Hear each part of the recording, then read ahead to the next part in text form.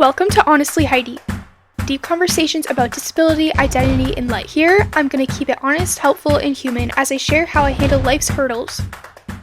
Okay, hey guys, what is up? It's Heidi. Welcome back to my channel. It's literally currently 11:30 at night. Some people in my house are already asleep, so I'm trying to be a little bit extra quiet, and that's why it's just great that I have my microphone, because I can kind of whisper, but you guys can hear me just as normally. Is that proper English? I don't know. Anyways, I just find it so funny that in the last video I was low-key depressed and feeling stuck in life, and then at the end of the video I was like, wait, I don't want to be ending this on a depressing note. I'm sure like within a few days something will happen and I'll feel like so happy and encouraged in life again. And that's literally exactly what happened the very next day. That's what I'm going to be talking about in this video. Today's topic is kind of going to be about something I've struggled with since I was like probably 12 years old. That is social anxiety, and what I'm going to be specifically talking about in this video is how I overcame one of my biggest fears.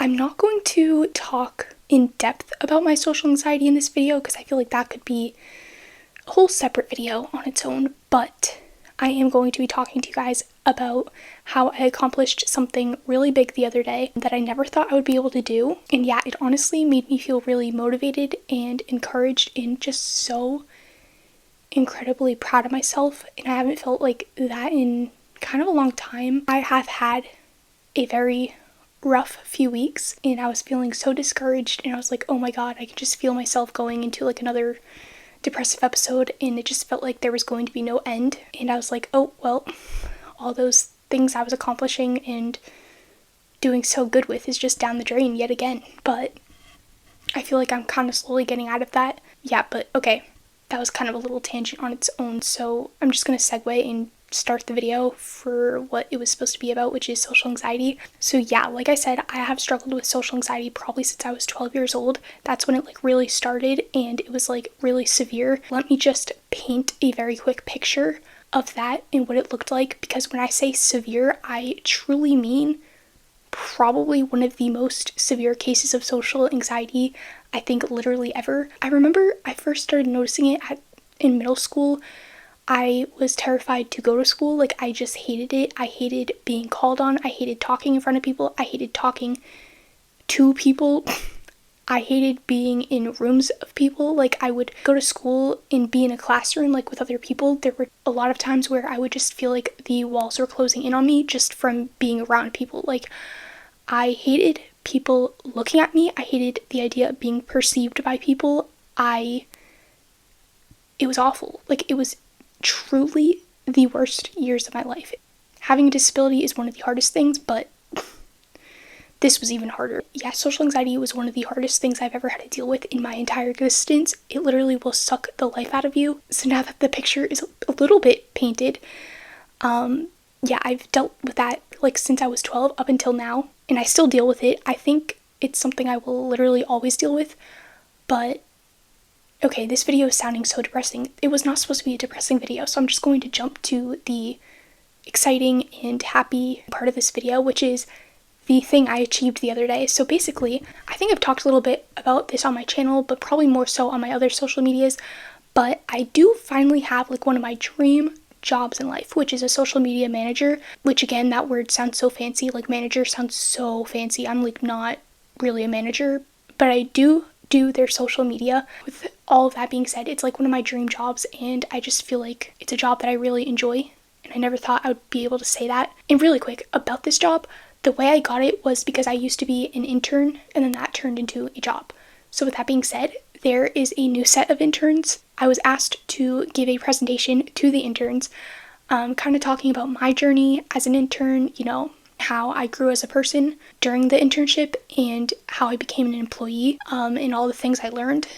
And you guys, I remember the moment I was asked to do this presentation and my heart kind of like sunk. I was like, oh my god, this is not gonna go good. This is not gonna go well for anybody, for the people listening and for myself. But I agreed to doing it. because I was like, all right, this is a good opportunity and I don't want to turn it down. If I turned it down, I just knew that wouldn't be good. I would just feel defeated. And I was like, no, I gotta challenge myself to doing this. So that's what I did. And I spent hours working on the presentation, like the slideshow presentation, and I spent even more time practicing because I was like, oh my god, like, this is a big deal. I do not want to mess up. And also, I just want to say, every presentation I've ever given in life, I had always written a script and read directly off the script, because if anybody out there struggles with social anxiety, you know that it's very hard to remember what you're talking about when you're anxious. Like, I couldn't do it. If I was lucky enough to even make it to the presentation part, because a lot of times, like in high school, I would literally just skip out on doing presentations. I was like, yeah, no, I can't do that. Like, I physically couldn't do it because I would have like a panic attack. So yeah. Anyway, oh yeah, that's what I was saying. So this was the first presentation I gave where I did not read off of a script. I just literally went by the bullet points I made, and I ended up doing pretty good, I think. Actually, that's kind of partially a lie. I did make a script just for the intro, because for some reason, the intro is always the hardest part for me.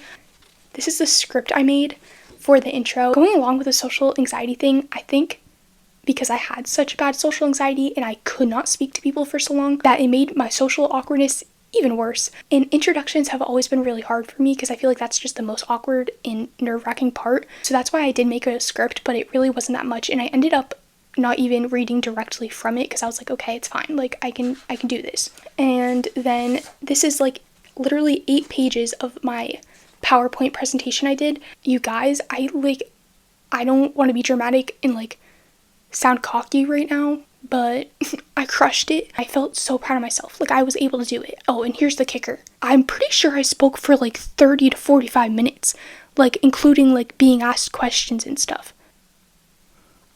I could not even say 2 words in front of a group of people or in front of a few people in high school. Like, that just was not even possible. Social anxiety, I feel like, is actually one of the hardest things to heal and like treat, because it's just, it just is. I just feel like that. A lot of people are like, well, you just need to do the thing that makes you anxious until you're not anxious, which I do agree with that to an extent.